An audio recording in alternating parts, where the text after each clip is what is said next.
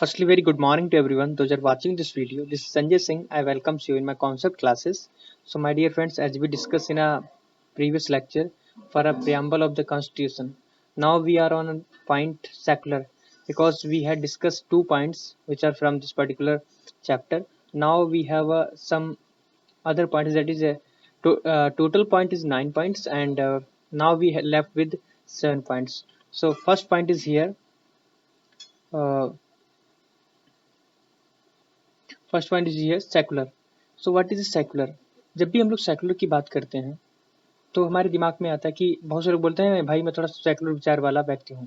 तो सेकुलर विचार वाले व्यक्ति का मतलब ये होता है कि हम किसी भी पर्टिकुलरली धर्म या मतलब किसी कास्ट के बेस पर किसी को नीचा या ऊंचा ठहराते नहीं है.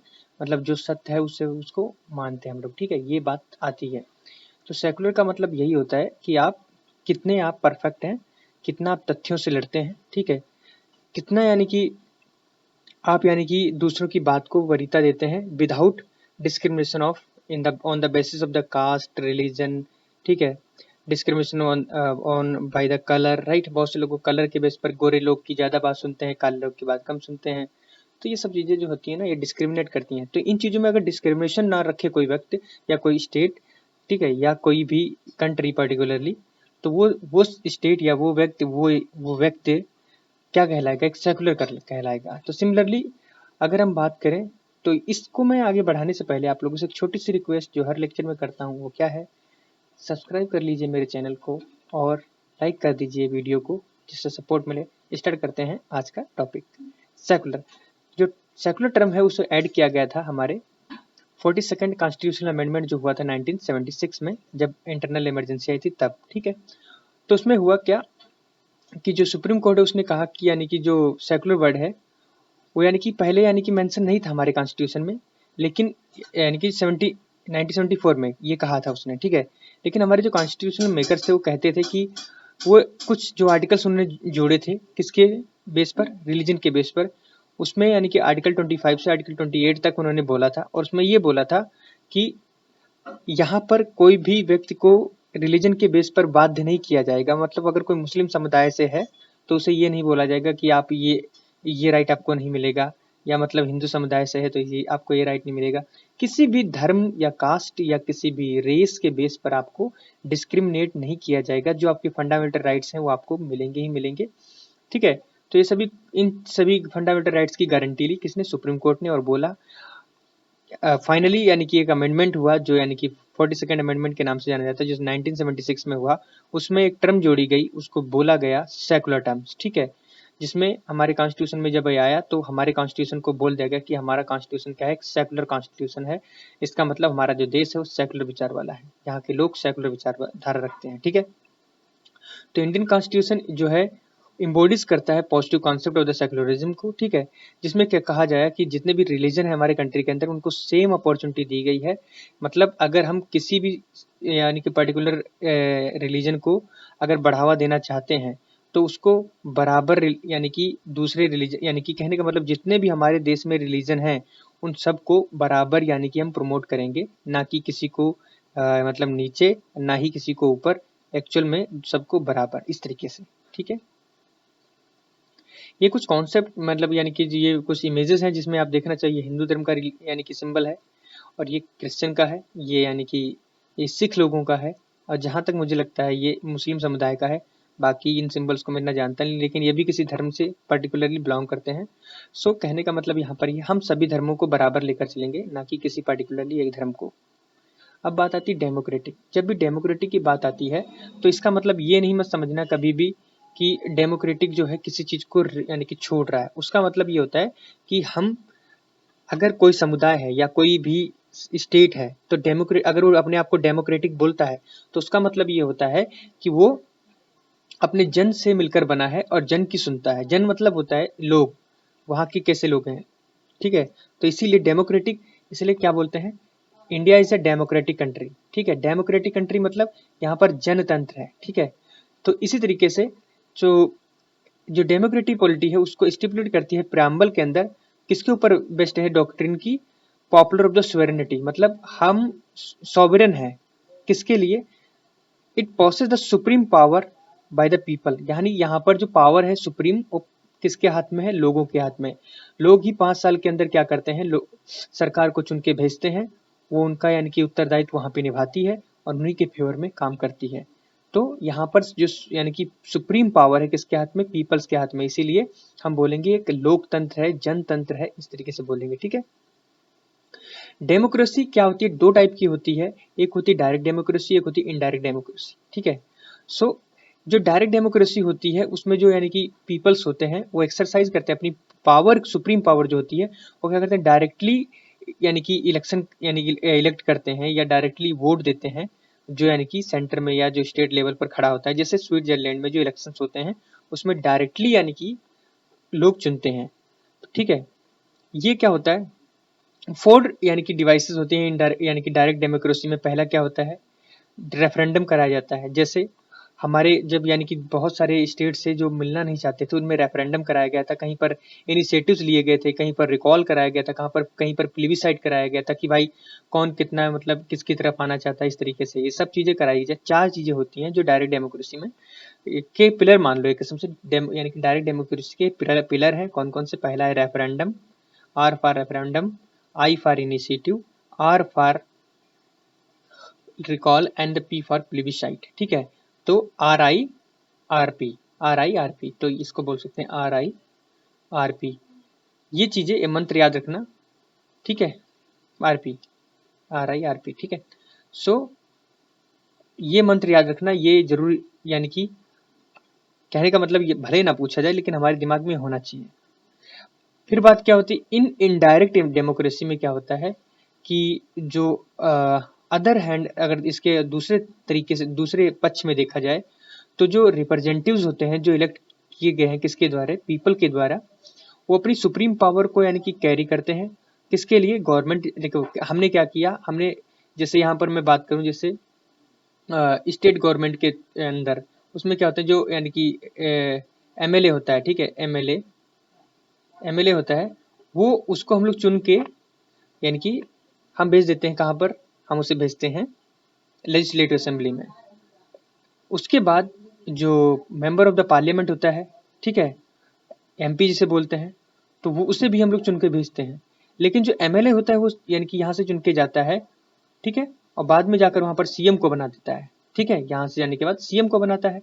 और जो MP होता है, मेंबर ऑफ पार्लियामेंट, वो क्या करता है? प्राइम मिनिस्टर को बनाता है। तो हमने इनडायरेक्ट डेमोक्रेसी हमारे इंडिया में है।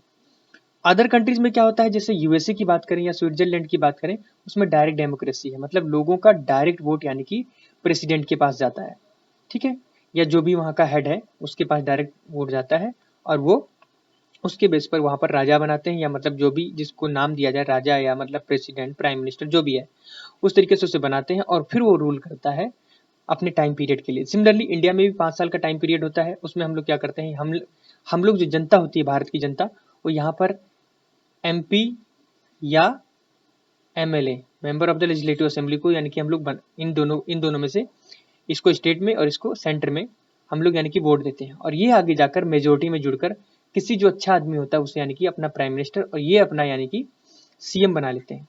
फिर क्या होता है, हम लोग अपनी बातें इनसे बोलते हैं और ये जाकर इनसे बोलते हैं और फिर ये बातें डिस्कस अपनी गवर्नर के साथ मिलकर स्कीम बनाते हैं हमारे फेवर में, हमें अच्छी अच्छी स्कीम प्रोवाइड कराते हैं, हमारे देश के भले के लिए काम करते हैं। सिमिलरली यहाँ पर ये हम लोग इनसे बातें करते हैं, इनसे बातें करने के बाद ये जाते हैं सीधा प्राइम मिनिस्टर से बोलते हैं। प्राइम मिनिस्टर से बोलने के बाद ये और प्रेसिडेंट मिलकर यानी कि बातों पर विमर्श करते हैं। पार्लियामेंट के अंदर इसके बहस होती है, विपक्ष भी होता है, जो अच्छी बात होती है पर विपक्ष समर्थन करता है, जो अच्छी बात नहीं होती उसे विपक्ष निगलेक्ट मारता है। तो कहने का मतलब यहाँ पर ये है ये हर चीजें देश के फेवर में करते हैं। तो ये सभी चीजें थी जिसको मैंने बताया कि आखिरकार कैसे काम करता है इनडायरेक्ट डेमोक्रेसी और डायरेक्ट डेमोक्रेसी, ठीक है। ठीक है, this type of democracy is also known as a representative democracy. ये जो इस टाइप की जो डेमोक्रेसी होती है उसे यानी कि रिप्रेजेंटेटिव डेमोक्रेसी के नाम से भी जाना जाता है। ये 2 टाइप की होती है जिसमें यानी कि पार्लियामेंट्री और प्रेसिडेंशियल होता है। लेकिन अगर इंडिया के कॉन्टेक्स्ट में बात करें तो हम लोग यानी कि पार्लियामेंट्री डेमोक्रेसी को यूज करते हैं, ठीक है। जिसमें हमारे लिए क्या होता है, एग्जीक्यूटिव जो होता है रिस्पॉन्सिबल किसके होता है? लेजिस्लेचर के लिए। जितनी भी यानी कि उसकी जो पॉलिसीज होती हैं उसके एक्शन होते हैं उनके सब के लिए। यूनिवर्सल एडल्ट फ्रेंचाइजीज हम लोग यूज करते हैं, जो 18 वर्ष के ऊपर हैं उनको यानी कि वोट देने का अधिकार है। किसके लिए? एक पीरियोडिक इलेक्शन के लिए, जिसमें क्या करते हैं हम लोग, यानी कि जिसमें हम लोग किसी को चुनते हैं और उसे अपना प्राइम मिनिस्टर या सीएम बनाते हैं, ठीक है। इंडिपेंडेंस ऑफ जुडिशरी है, हमारे ऊपर जुडिशरी के ऊपर कोई बाउंडेशन नहीं है। एब्सेंस ऑफ द डिस्क्रिमिनेशन, कोई भी डिस्क्रिमिनेशन नहीं किया जाता किसी भी कास्ट रिलीजन के बेस पे, किसी भी सर्टेन ग्राउंड के ऊपर, ठीक है। और manifestation of the democratic characters and Indian polity, ये सभी देखे गए हैं।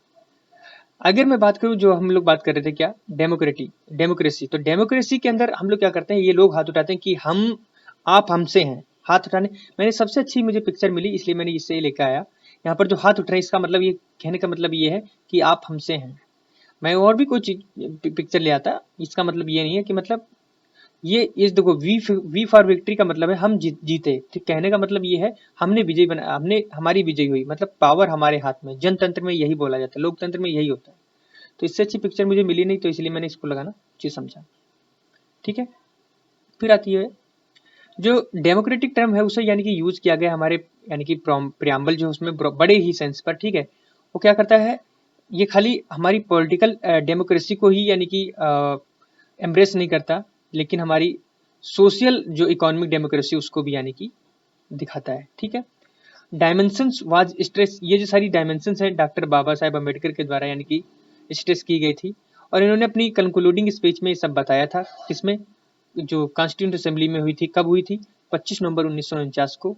कुछ बेस थी उनके अकॉर्डिंग पर बताया था क्या, कि political democracy can not last unless there lies the base of it social democracy, यानी कि जो पॉलिटिकल डेमोक्रेसी वो कभी भी यानी कि लास्ट नहीं होगा उनका, जब तक यानी कि उसका सोशल यानी कि सामाजिक डेमोक्रेसी उनके अंदर रहेगी। मतलब हम समाज को फॉलो करके रहेंगे, तो राजनीतिक डेमोक्रेसी, राजनीतिक जो जनतंत्र है, उसमें कुछ नहीं बिगड़ने वाला। What does the social democracy mean? उसने कहा कि यानी कि आखिरकार हमारी जो सोशल डेमोक्रेसी उसका मतलब क्या है, तो इसमें इसका मतलब ये है कि एक लाइफ को जीने का तरीका है जो रिकॉग्नाइज करता है लिबर्टी, इक्वलिटी एंड फ्रेटर्निटी, मतलब आजादी, बराबर का यानी कि अधिकार देना, फ्रेटर्निटी मतलब भाईचारा को बढ़ावा, ये बोलता है सोशल डेमोक्रेसी। तो principle of the liberty, equality and fraternity are not treated as the separate items of the trinity. इसे ट्रिनिटी से अलग नहीं रखा गया, इसमें ही रखा गया है, और इसको अलग अलग तरीके से हमने यानी कि समझा, ठीक है। और आगे कुछ बचे हैं उनको समझेंगे, ठीक है। They form union of the Trinity, ये क्या करते हैं, यूनियन यानी कि जो यानी कि मैंने तीनों चीजें बताई, कौन कौन सी, लिबर्टी, इक्वलिटी एंड फ्रेटर्निटी, ये एक यूनियन बनाती है, एक संघ बनाती है, किसके लिए? ट्रिनिटी के लिए। In the sense that divorce one from other, यानी कि एक दूसरे से बड़े स्तर पर यानी कि इसे यूज किया जाता है, जो डिफीट करती हैं very purpose of the democracy, यानी कि ज्यादा बड़े पर्पस को यानी कि डिफीट करती हैं। लिबर्टी कैन नॉट डाइवर्स, जो यानी कि लिबर्टी उसे डिवोर्स नहीं किया जाता, किससे? इक्वलिटी से। और इक्वलिटी को यानी कि डाइवर्स नहीं किया जाता, किससे? लिबर्टी से। मतलब एक दूसरे के पैरेलल, मतलब यानी कि क्या बोलूं मैं, नहीं एक दूसरे के बिना नहीं रह सकती, ऐसा बोल सकता हूँ। मतलब अगर वो है तो ये है, ये है तो वो है, ठीक है। तो nor can liberty and equality diverse from the fraternity, मतलब जहां पर आजादी है और बराबर का अधिकार दिया जा रहा है, तो उसका मतलब वहां पर हमारा भाईचारा है ही, ठीक है। Without equality liberty the produce the supremacy of the few over many, equality without liberty would kill the individual initiatives. कहने का मतलब यहाँ पर यह है कि जो इक्वलिटी है वो जो इक्वलिटी है वो बिना लिबर्टी के किसी यानी कि किसी इंडिविजुअल को किल नहीं कर सकती, किसी भी इनिशिएटिव्स के लिए। इन द सेम कॉन्टेक्स्ट है, ठीक है। इसी सेम कॉन्टेक्स्ट में अगर मैं बात करूं, जो सुप्रीम कोर्ट जो है उसने ऑब्जर्व किया 1997 में, और constitution इनविजन establish an egalitarian social order rendering to the every citizen of the social economic and the political justice in a social economic democracy, जिसे बोला गया भारत रिपब्लिक। यानी कि भारत जो हमारा है क्या है, एक रिपब्लिक है जिसमें लोगों की सुनी जाती है, लोग यहाँ पर सुप्रीम कोर्ट को ज्यादा वरीयता देते हैं, और यहाँ पर स्टेब्लिश करते हैं एक इगेलिटेरियन सोशल ऑर्डर, किसके रिगार्डिंग, एक एवरी सिटीजन, प्रत्येक सिटीजन के लिए, किसके बेस पर? Social economic and political justice यहाँ पर है, किसी के सेंस में economic economic and democracy for the Bharat, यानी भारत हमारा देश जो है।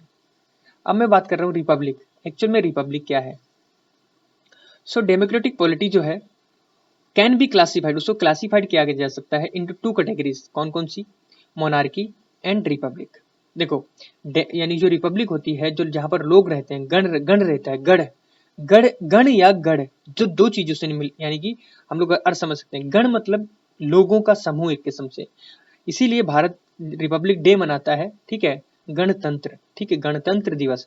तो इसे रिपब्लिक माने गणतंत्र, वो क्षेत्र जहां पर लोग अपने मतलब लोग रहते हो। और गण दो प्रकार का होता है, दो प्रकार का मतलब एक होता है रिपब्लिक, मतलब हमने दोबारा यानी कि सब लोगों ने जुड़कर एक अपना यानी कि स्टेट बनाने की कोशिश करी अपने अपने वोटों के, अपने मताधिकार के साथ से। लेकिन एक होता है मोनार्की। मोनार्की में क्या बात करते हैं हम लोग हैं? मोनार्की में ये होता है कि वहां पर एक कोई हेड है पर्टिकुलरली, और वो वंशानुगत है। वंशानुगत का मतलब ये होता है कि आज अगर मेरे पापा यहाँ के यानी कि मोनार्क हैं, मतलब यहाँ के किंग हैं या क्वीन हैं, जो भी, या मम्मी मेरी क्वीन है, तो आने वाले समय पर यहाँ का किंग मैं बन सकता हूँ या मेरी बहन क्वीन बन सकती है यहाँ की।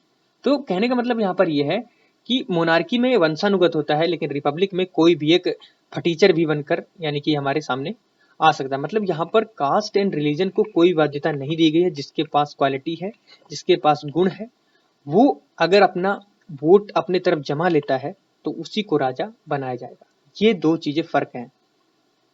तो उसी को बताया गया। जैसे अगर मोनार्की कंट्री में देखा जाए, जो हेड होता है ऑफ द स्टेट को, वो यूजुअली होता क्या है, या किंग होता है या क्वीन होती है।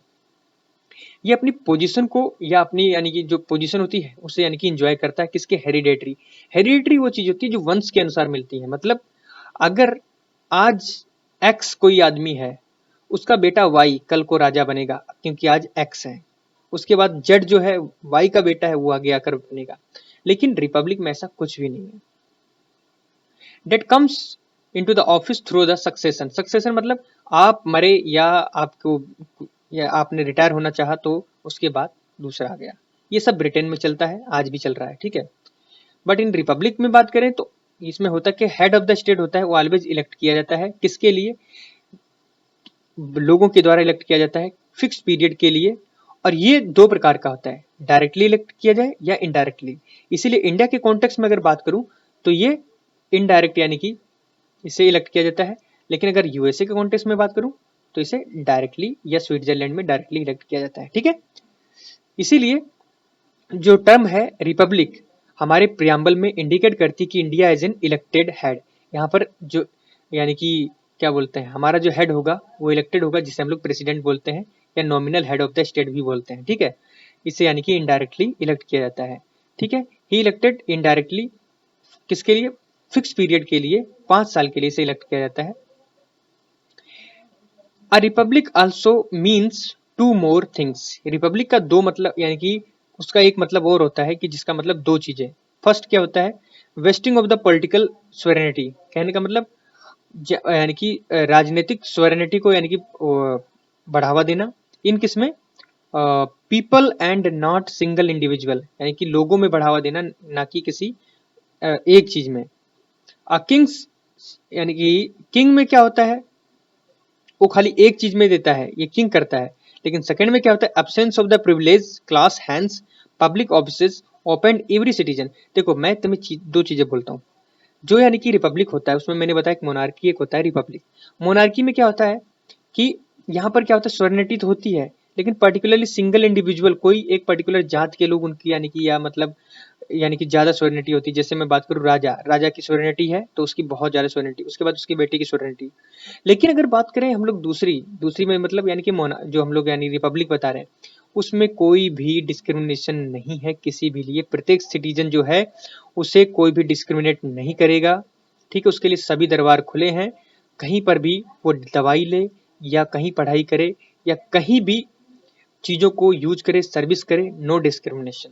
कास्ट रिलीजन किसी के बेस पर, बर्थ प्लेस किसी भी बेस पर उसे यानी कि डिस्क्रिमिनेट नहीं किया जाएगा। ये बहुत अच्छा मैंने एक इमेज ढूंढा वो यानी कि हमारे रिपब्लिक के लिए, ठीक है। तो रिपब्लिक का इससे अच्छा मुझे इमेज लगा नहीं, तो मैंने सोचा कि इसके बदले कम से कम एक इमेज आपके सामने हमारे रिपब्लिक डे की आ जाएगी। पहली बात ये। दूसरी बात, रिपब्लिक क्या होता है उसको समझ जाएंगे, मैंने समझाया भी आपको बहुत अच्छे तरीके से जितना मैं चाहता था। और तीसरी बात ये कि कम से कम आपको लगे हमारा राजपथ कैसा है, हमारे सैनिक किस तरीके से उस दिन अपना वर्चस्व दिखाते हैं और हम कितनी तादाद में खड़े होकर उनका वर्चस्व देखते हैं। इस दिन हमारा देश एक गौरव गाथा गा रहा होता है और दुनिया हमारे इस वर्चस्व को देख रही होती है अपने टीवी माध्यम से, कुछ लोग गेस्ट के रूप में आते हैं। ये सभी चीजें हैं जो हमें सुननी चाहिए, देखनी भी चाहिए। ठीक है, अब बात करते हैं जस्टिस की। तो मैं जब जस्टिस की बात करता हूँ तो मुझे बहुत चीजें याद आती हैं। क्या कि जस्टिस वो चीज है जो पुराने जमाने में भी यानी कि हमारे यहाँ पूरी समिति की और सभा की सुनकर यानी कि जस्टिस जस्टिस की जाती थी। लेकिन आज की डेट में भी सिमिलरली वैसे ही है। हम लोग रिपब्लिक में रहे हुए ही लोग हैं, ना कि कोई मोनार्की कंट्री में। हमारे यहाँ कोई राजा कभी हुआ ही नहीं। अगर बात करूं सिद्धार्थ के समय पर भी, उस वक्त भी यानी कि उसके पिताजी एक गणराज्य थे, गणराज्य मतलब गणराज्य के राजा थे। तो मतलब जहां पर लोग यानी कि चुनकर अपना राजा बनाते हैं। सिमिलरली राम के समय भी जब उनका राज्याभिषेक हो रहा था, तो पूरे राज्य में सहमति के द्वारा उनको कहा गया था कि राम ही पात्र है, उसे राजा बनाया जाना चाहिए। ये हर हर समय हुआ। तो कहने का मतलब यहाँ पर ये है कि हम लोग रिपब्लिक में रहे हुए लोग हैं और रिपब्लिक में रहना ही पसंद करते हैं। हम किसी का वर्चस्व मतलब हेरिडेटरी पावर देखना ही नहीं चाहते। चंद्रगुप्त मौर्य भी बना था, उसके बाद जो अशोक या जो भी आए, वो जमाना कुछ और था, उसमें भी यानी कि इलेक्टेड हुआ। लोगों को लगा कि that is a person eligible for our this particular position. तो उसके अकॉर्डिंग अगर देखा जाए, अगर मैं बोल रहा हूँ, आप तो सोच रहे होंगे कि यार वो तो हेरिडेटरी था। उसके बाद मतलब चंद्रगुप्त के बाद उसका बेटा बिंदुसार, उसके बाद उसका बेटा अशोक बना, मानता हूँ। लेकिन लोगों की भी सहमति होती थी। हर्षवर्धन भी अपने समय पर था, लेकिन जनता चाहती थी। जनता भी चाहती है कि हम कौन, हमें राजा अच्छा लगता है। ये सब चीजें देखी गई हैं। ऋग्वेदिक काल में भी बहुत कुछ हुआ। चलिए हम बात करते हैं यहाँ पर। बहुत बहुत मैं भावना में चला जाता हूँ। द टर्म जस्टिस जो है हमारे प्रियम्बल में एम्ब्रेस करती है। ठीक है, 3 डिस्टिंक्ट फॉर्म को। पहली कौन सी? सोशल बेस पर हमें जस्टिस मिलेगी, इकोनॉमिक बेस पे जस्टिस मिलेगी, पॉलिटिकल बेस पे हमें जस्टिस मिलेगी। सिक्योर्ड करती है थ्रू वेरियस प्रोविजन के द्वारा, fundamental rights and directive principle के द्वारा। कि देखिए हम आपके फंडामेंटल राइट्स को यानी कि वायलेट नहीं करेंगे। डायरेक्टिव प्रिंसिपल जो है उसको मिले यानी कि आपको दिए गए हैं। सॉरी, फंडामेंटल राइट्स आपको दिए गए हैं, डायरेक्टिव प्रिंसिपल स्टेट के पास आपके धरोहर हैं, उसके बेस पर हमें काम करना पड़ता है। अगर वो ना मिले तो हम उसको यानी कि वो जस्टिसेबल नेचर में नहीं है, इसलिए उसको हम यानी कि इन्फोर्स नहीं कर सकते कोर्ट के द्वारा। ठीक है, सो सोशल जस्टिस जो है वो डिनोट करती है किसको? Equal treatment all citizen without social discrimination based on the caste, colour, race, religion, sex and so on. कहने का मतलब यहाँ पर ये है, देखिए सोशल जस्टिस मतलब ये होती है समाज में कोई भी व्याप्त बुराइयां हैं तो उसके बेस पर अगर वो व्यक्ति उसका इंडल्ज है, उसमें इंडल्ज है, मतलब ये सपोज करो वो बेचारा काला है और एक कोई गोरा है, दोनों में विवाद हो जाए कोर्ट के सामने। इससे पहले मैं एक छोटी सी इमेज दिखाता हूँ। इस इमेज को ध्यान से देखो। एक एक न्याय की देवी है, उसके हाथ में क्या है? पनिश करने के लिए भाला है और न्याय के लिए एक तराजू है जिसमें दोनों पलड़े बराबर हैं। उसने अपनी आंखों पर पट्टी बांधी हुई है। ये आंखों पर जो पट्टी बांध रखी है इससे बहुत कुछ समझ सकते हैं। क्या समझ सकते हैं? कि आप मेरे सामने चाहे काले हो, चाहे गोरे हो, चाहे आपका जन्म कहीं भी हुआ हो, चाहे और किसी का कहीं जन्म हुआ, चाहे आप राजा हो, दूसरा चाहे फकीर हो, मेरे लिए सब समान हूं। मैं खाली आपकी आवाजें सुनूंगी और उसके बेस पर न्याय करूंगी। जिसके तथ्य मुझे ज्यादा वैलिड लगेंगे मैं उसको ही न्याय दूंगी।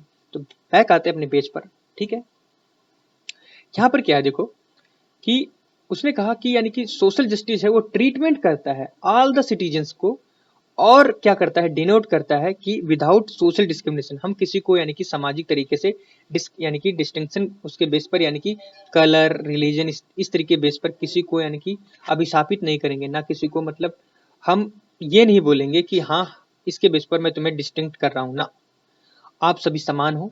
जो अपराधी उसे अपराध का सजा दी जाएगी और जो सच में निर्दोष है उसे छोड़ा जाएगा।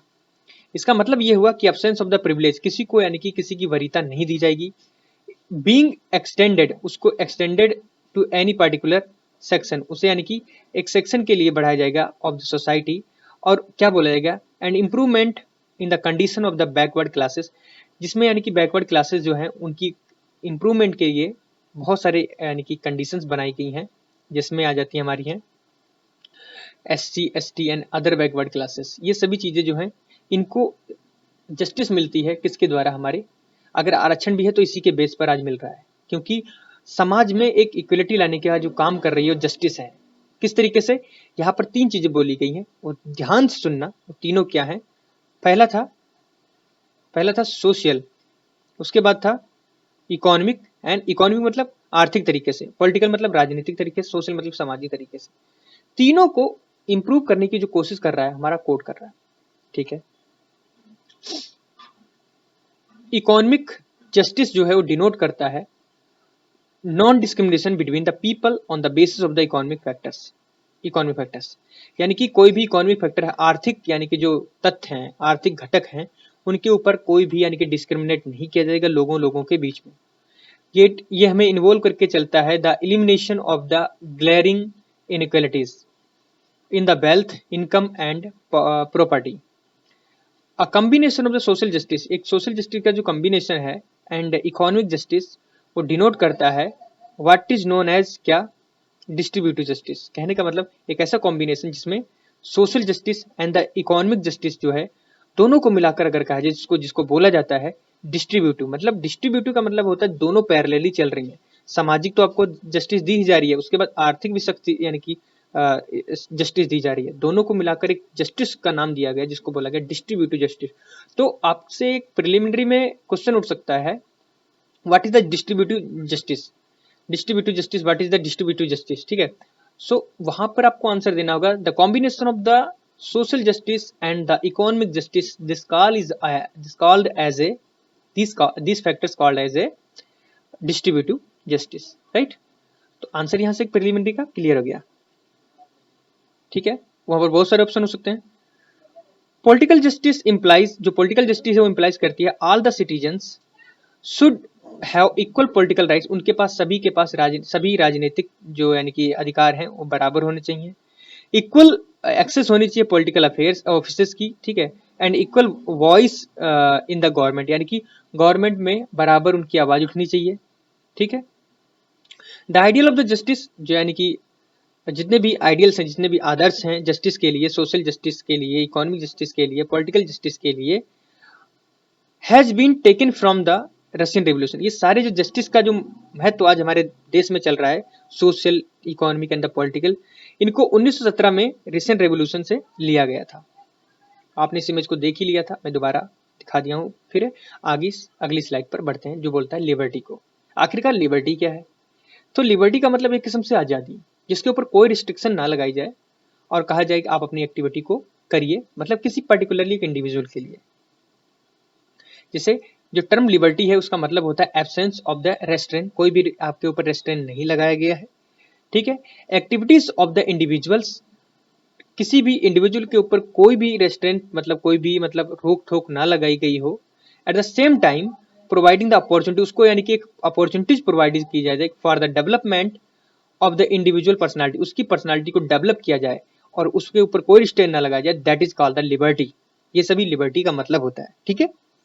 अगली बात, प्रियम्बल सिक्योर ऑल सिटीजन, जो प्रियम्बल है वो सभी सिटीजन को सिक्योर करके चलता है इंडिया में कि लिबर्टी ऑफ थॉट्स, आपके पास आज़ादी है, आप विचार कर सकते हैं, सोच सकते हैं, एक्सप्रेस कर सकते हैं, विश्वास किसी में रख सकते हैं, ठीक है, और किसी में भरोसा रख सकते हैं, आप किसी की भी पूजा कर सकते हैं जिसमें आप चाहें, थ्रू देयर फंडामेंटल राइट्स, अपने फंडामेंटल राइट के द्वारा इनको क्या कर सकता है, इन्फोर्सेबल, इनको यानी कि इन्फोर्स किया जा सकता है इन कोर्ट, यानी कि अगर इनको कोई दबाता है तो आप इन्फोर्स कर सकते हैं, कोर्ट में जा सकते हैं और ये non justiciable in the nature, इनको यानी कि कोर्ट में अगर दबाया यानी कहीं दबाया जाता है तो कोर्ट में कह सकते हैं ये मुझे दबा रहा है, इस तरीके से मैं करना चाहता हूँ, तो आपको कोर्ट अधिकार देगा, आपके ये चीजें दबने नहीं देगा। इन केस ऑफ वायलेशन, अगर कोई इनको वायलेट करता है तब। फिर उसके बाद आता है liberty as elaborate in preamble is very essential. कहने का मतलब यहाँ पर ये है कि जो लिबर्टी है वो बहुत बड़े स्तर पर प्रियम्बल में रखा गया है, इसेंशियल है for successful of the functioning of the Indian democratic system, भारतीय जनतंत्र जो है उसके लिए। ठीक है। उसके बाद आता है however liberty does not mean licence. Liberty का मतलब ये नहीं है कि आपको एक लाइसेंस दे दिया गया कि आप जो चाहे वो करें, ऐसा नहीं है। इसने ये भी बोला कि आपके ऊपर कुछ लिमिटेशन है जो मेंशन की गई है कॉन्स्टिट्यूशन के अंदर, आप उनको अंदर ही यानी कि सभी चीजों को एंजॉय करेंगे, अगर उसके बाहर जाएंगे तो आपको पनिशमेंट किया जाएगा। अगर ब्रीफ में बोलना चाहे तो जो लिबर्टी है वो कन्विंस्ड यानी करती है किसको, by the preamble fundamental rights is not absolute qualified, यानी कि फंडामेंटल राइट आपको दिए गए हैं ये एब्सोल्यूट हैं, लेकिन सॉरी ये जो यानी कि फंडामेंटल राइट्स हैं ये यानी कि बहुत ज्यादा एब्सोल्यूट नहीं है, इनको क्वालिफाइड बोला गया है, मतलब किसी एक हद तक आपको यानी कि दी गया है, एब्सोल्यूट नहीं मतलब आप जो चाहे वो करें वो नहीं है। ठीक है। Ideals of the liberty, equality, fraternity in our preamble have been taken from the French Revolution।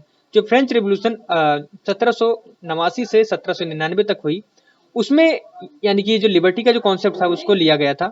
ठीक है, वहीं से हमारे प्रियम्बल में से ऐड किया गया, और आप समझ सकते हैं ये वहां से अगर मिला तो हमारे लिए बहुत अच्छी बात है। ये स्टेच्यू ऑफ लिबर्टी है। ठीक है, सो वहां से आप इमेजिन कर सकते हैं, सॉरी लिबर्टी का एक सिंबल है। लिबर्टी क्या बता रही है, आप मैंने आपको पूरा बता दिया कि आपको आज़ादी है, आप जो कर सकें, लेकिन कुछ आपके ऊपर लिमिटेशंस हैं, वो स्टेट के अंदर, स्टेट के दायरे में रहकर करना होगा। इसके खिलाफ स्टेट के फेवर यानी कि आपकी जो फंडामेंटल ड्यूटीज हैं उनको करते हुए अगर आप कोई काम करना चाहें तो वो सभी लिबर्टी के अंदर आते हैं। अगर उनको ड्यूटी को आप नहीं मान रहे हैं और आप अधिकार के बारे में बात कर रहे हैं तो गलत है। कहने का मतलब यहाँ पर यह है कि duty is directly proportional to the fundamental rights, fundamental is directly proportional to the duty, because if you have a right then you also have a some duties. जब हमारे राइट होते हैं तो हम ड्यूटी नहीं भूलना चाहिए। ठीक है, अब बात करते हैं इक्वलिटी के। इक्वलिटी का मतलब ये होता है कि मतलब बराबरता अधिकार। ठीक है, जो टर्म इक्वलिटी है उसका मतलब ये होता है कि absence of the special privilege, कोई भी स्पेशल प्रिविलेज नहीं दिया गया है किसी any sections of the society में। ठीक है, जो provision adequate the opportunities for all individuals without any discrimination, मतलब किसी को डिस्क्रिमिनेट नहीं किया जाएगा किसी भी सोसाइटी में, बराबर का अधिकार दिया जाएगा, चाहे लड़की हो चाहे लड़का हो, चाहे वो छोटा सा बच्चा हो चाहे बहुत जवान हो, सबको बराबर का अधिकार दिया जाएगा। अगर कोई हैंडीकैप है या मतलब तो उसको कुछ आरक्षण मिल जाता है, वो उसको यानी कि इक्विटी का कॉन्सेप्ट वहां पर लगता है, ना कि इक्वेलिटी का कॉन्सेप्ट। अगर दोनों को बराबर ट्रीट किया जाएगा तो कैसे होगा बताओ। एक व्यक्ति क्या है, दोनों पैर से चल सकता है, उसके दोनों हाथ सलामत हैं, एक व्यक्ति का पैर कटा हुआ है, उसके पास दोनों हाथ ठीक ठाक है लेकिन पैर कटा हुआ है, तो उसको इक्विटी का कॉन्सेप्ट दिया जाएगा, उसको कुछ थोड़ी सी मदद दी जाएगी, फिर कहेगा अब आप इक्वलिटी का कॉन्सेप्ट लगाइए यहाँ पर, मतलब उसको कुछ आरक्षण दे दिया गया या सरकार के द्वारा कुछ पेंशन दे दी गई। That is a point of equity. Equity not equality, equality is different from equity. So जो प्रियम्बल है वो सिक्योर करता है ऑल सिटीजन ऑफ इंडिया को कि equality of status and opportunity, आपको यानी कि आपको आज़ादी है किसके लिए, बराबरता आपका स्टेटस हो, बराबर आपको अपॉर्चुनिटी मिलेगी। कोई भी अगर पब्लिक मैटर जो है उसके अंदर आपको जॉब हो, चाहे आपको यानी कि मतलब आप अपराधी हैं, दूसरा भी अपराधी है, ठीक है, आपको जज के सामने खड़ा किया जाए और दोनों ने सेम अपराध किया है और जज क्या कर रहा है, ए वाले की यानी कि ज्यादा फेवर में आ रहा है और बी वाले के फेवर में नहीं है। तो कहने का मतलब दो पर्सन है ए एंड बी, दोनों ही जज के सामने हैं, तो जज क्या करेगा, आप दोनों को इक्वल ट्रीट करेगा, not A is superior than B nor B is superior than A, right. तो ये सभी कॉन्सेप्ट वहां पर अप्लीकेबल होंगे। जैसे हमारा आर्टिकल ही बोलता है 14, वो कहता है कि इक्वलिटी बिफोर लॉ, यानी कि आप कानून के सामने दोनों बराबर हैं। उसमें जो आर्टिकल 15 है वो बोलता है कि किसी को डिस्क्रिमिनेट नहीं किया जाएगा on the ground of the religion, caste, sex, place of birth, इसके बेस पर नहीं किया जाएगा। आप जो भी हैं एक इंसान है, बस एक इंडियन है। Eligible equality of opportunity in the matter of the public employment, कोई भी अगर सरकारी नौकरी है उसमें बराबर का अधिकार सबको है। ठीक है, एवोल्यूशन ऑफ द अनटचेबिलिटी, मतलब आपको छुआछूत अगर तरीके से टच किया समझा जा रहा है तो ऐसा कुछ नहीं है, आप भी बराबर के हकदार हैं, कोई भी आपको ऐसा नहीं करेगा। अगर ऐसा करता हुआ पाया जाता है तो कानूनन भारतीय दंड संहिता के अकॉर्डिंग उसे आईपीसी के अकॉर्डिंग कोई ना कोई सजा मिलेगी। ठीक है, एवोल्यूशन ऑफ द टाइटल्स, कोई भी सोचे कि मैं महाराज हूं, मैं महाराज का टाइटल लगा के चलूं, जैसे पद्मश्री का टाइटल बहुत से लोग, आई थिंक मुझे याद नहीं आ रहा कि साउथ के कमेडियन जिन्होंने जिनको पद्मश्री मिला था उन्होंने, यानी कि रामानंद ऐसे कुछ नाम था उनका, मुझे याद नहीं मालूम है, नाम नहीं मालूम है, तो उन्होंने अपना पद्मश्री आगे लगाया तो उनका टाइटल दोबारा वापस ले लिया गया। तो कहने का मतलब यहाँ पर यह है कि हमारा आर्टिकल जो 1418 है वो ये बोलता है कि आप टाइटल को नहीं लगाएंगे अपने नाम के आगे, इसीलिए उसको एबोलिश कर दिया जाता है। कभी कभी उन जो उपहार उन्हें दिए जाते हैं, जो जो बड़े बड़े यानी कि मेडल्स दिए जाते हैं, अगर वो लगाना चाहे तो कभी कभी वापस भी हो जाते हैं। There are the two provisions, ठीक है, in the constitution that seeks the achieve political equality. No person is to be elected ineligible for the conclusion in the electoral rolls on the ground of the religion.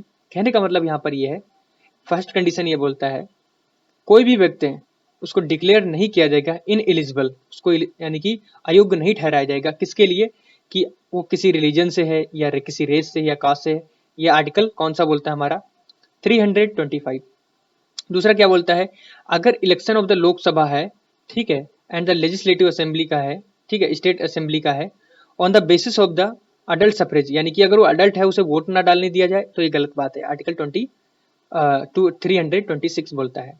Directive principle of the state policy है उसमें, यानी article 39 बोलता है वो secure करके चलता है man and women बराबर के तरीके से, कि उनको इक्वलता यानी इक्वलिटी का यानी कि राइट दिया जाएगा। Adequate means of the livelihood, उनको बराबर का यानी कि रोजगार देने के वादा करता है। मतलब अगर किसी को अगर रोजगार मिल रहा है तो आप दोनों बराबर हैं तो दोनों को मिलेगा। मतलब आपने कोई टेस्ट क्रैक किया या मतलब कोई जॉब मिलने वाली है तो अगर सेम नंबर है तो बराबर ही मिलेगा, और उसके लिए इक्वल पे करना पड़ेगा फॉर इक्वल वर्क। कहने का अब यहाँ पर क्या हो गया, equal pay for equal work. अगर आप कोई नौकरी करते हैं तो कोई औरत है या मतलब या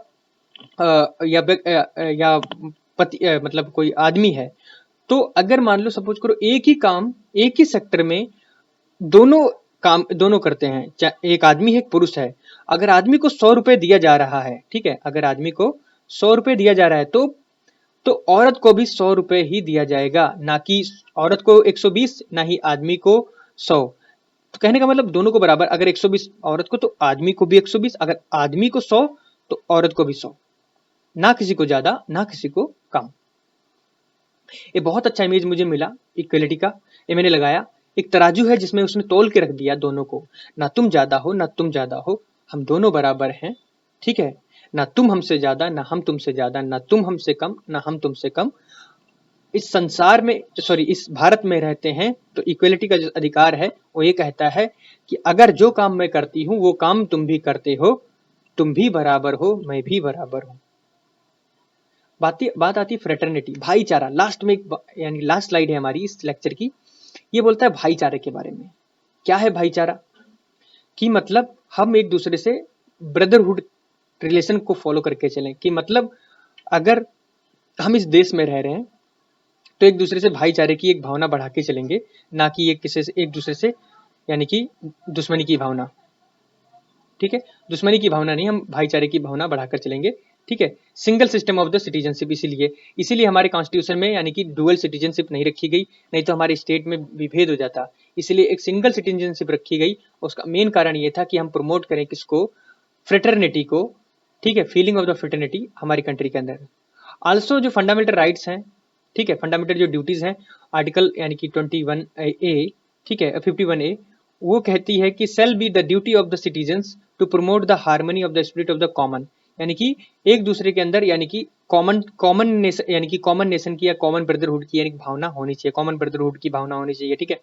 पीपल जो है इंडिया के, उनके अंदर transcending religion, linguistics, religion, sectional diversities. Preamble declare करके चलता है कि जो यानी कि फ्रेटर्निटी है हैज एश्योर टू थिंग्स, वो दो चीजों को यानी कि मान के चलता है। पहला क्या है, dignity of the individuals and unity of the integrity of the nation, यानी कि भारत यानी कि जो नेशन की जो डिग्निटी है उसको बनाकर चलें, और यानी कि जो भारत है, जो देश है हमारा, उसके अंदर यानी कि यूनिटी मतलब एकता लाएं, इंटीग्रिटी मतलब एक दूसरे को जोड़कर चलें। यही हमारे देश यानी कि देश का दो यानी कि टू थिंग्स है जिसको यानी कि आगे बढ़ाने की बात करी है। जो वर्ड इंटीग्रिटी है उसको एडिट किया गया था कब, 42nd अमेंडमेंट 1976 में, ठीक है। अकॉर्डिंग टू अगर के.एम. मुंशी देखा जाए, ये क्या थे, एक मेंबर थे ड्राफ्टिंग कमेटी के, ठीक है, ऑफ द कॉन्स्टिट्यूएंट असेंबली, जो यानी कि एक फ्रेज को बोलते हैं क्या, कि डिग्निटी ऑफ द इंडिविजुअल्स, यानी कि प्रत्येक जो इंडिविजुअल की जो डिग्निटी है वो सिग्निफाइज करती है डेट की कॉन्स्टिट्यूशन नॉट ओनली इंश्योर, जो कॉन्स्टिट्यूशन है वो इंश्योर नहीं करके चलता है material betterment and maintain and democratic setup, but that also recognize the personality of every individuals, यानी कि प्रत्येक इंडिविजुअल की पर्सनालिटी को भी secure यानी कि सैक्रेड करके चलता है। ठीक है, सो माय डियर फ्रेंड्स, इस लेक्चर में इतना ही और मिलते हैं दूसरे लेक्चर में नए विचार नई विचारधारा के साथ। तब तक के लिए जय हिंद, जय भारत।